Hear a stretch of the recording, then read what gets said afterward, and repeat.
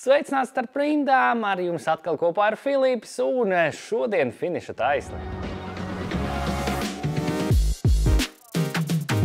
Tātad šodien beidzot sezonas noslēgums weekendā būs klāt. Mēs parunāsim par mūsu iekšējo starp rindām līgu, par starp rindām kausu un kopējo Latvijas topu.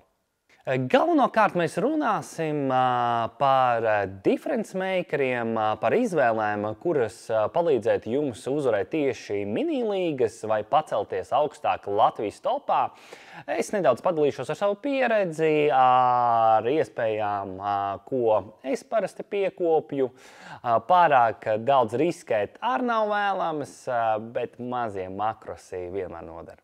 Sākumā jums ir jāizvērtā jūsu pozīcija vai nu minilīgā, vai nu kādā lielākajā līgā, jo 40 punkti laikam ir tā robeža, ko jūs varētu atspēlēt. Bet jebkas, kas ir lielāks par 40 punktiem, ir grūtāk. Iespējams, labāk izvērtēt savas pozīcijas un palikt vai nu top 5, vai saglabāt savu vietu un bezjēdzīgi neriskēt. Bet, protams, ja jūs gribat spēlēt un jums tas sagādā baudu, vienmēr diferenciāli no manas puses ir ļoti apsveicami. Tātad parasti lielāko spiedienu pēdējā gameweekā var izdarīt uz tām spēcīgajām komandām, kuras spēlē pret outsideriem. Šī gadījumā tā būs Tottenham pret Sheffieldu un Burnley pret Nottinghamu. Es būtu gājis triple up ar Tottenhamu un iespējams kādu diferenciālu kapteini, iespējams Johnsonu, Pedro Porro, diemžēl Richarlisons nav labā formā. Protams, Sons arī kā pirmā izvēle tiem cilvēkiem, kuri negrib riskēt un grib stabili saglabāt savu līderu pozīciju vai stabili aiziet uz sezonas beigām, laikam tas būtu Sons, bet ja jums vajag čeisot Johnsons vai pat Pedro Porro. No Nottinghamas varētu izvēlēties ļoti daudz viduslīnijas spēlētājus, atkarībā, kam jūs ticat, vai kā laimes rats uzgriezīs tieši 38. tūri. Vēl laba izvēle būtu atgriezt Munizu tīri par 4,3 miljoniem. Ļoti labs asets pret Lutonu, kurai visdrīzāk arī viss jau ir beidzies.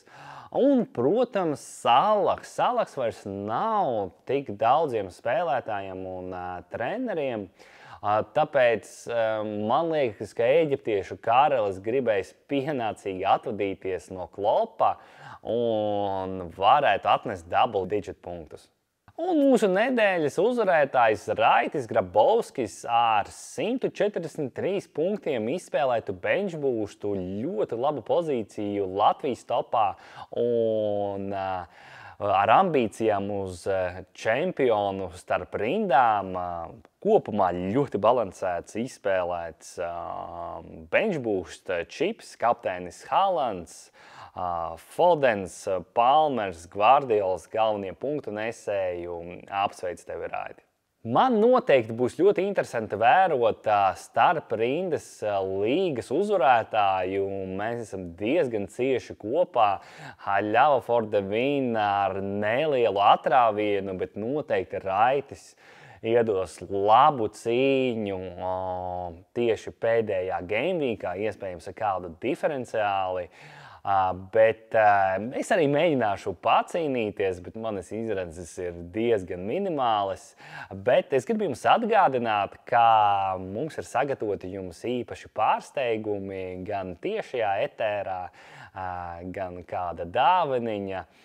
Tie, kas arī vinnēs mūsu ilgi gaidīto starp rindām līgu. Uz šīs nots es pabeigšu mūsu raidījumu. Nākamais viennozīmīgi būs tas kausa raidījums, kur iespējams paaicināsim mūsu dalībniekus un varēsim kārtīgi izrunāties, kas tad mums sanāca un kas nesanāca šī sezonā. Neliels ieskatiņš nākamajā sezonā, un kā arī varbūt nedaudz par Eiropas kausu futbolā. Paldies! Palieciet kopā ar mums un gaidīsim jūs nākamnedēļ!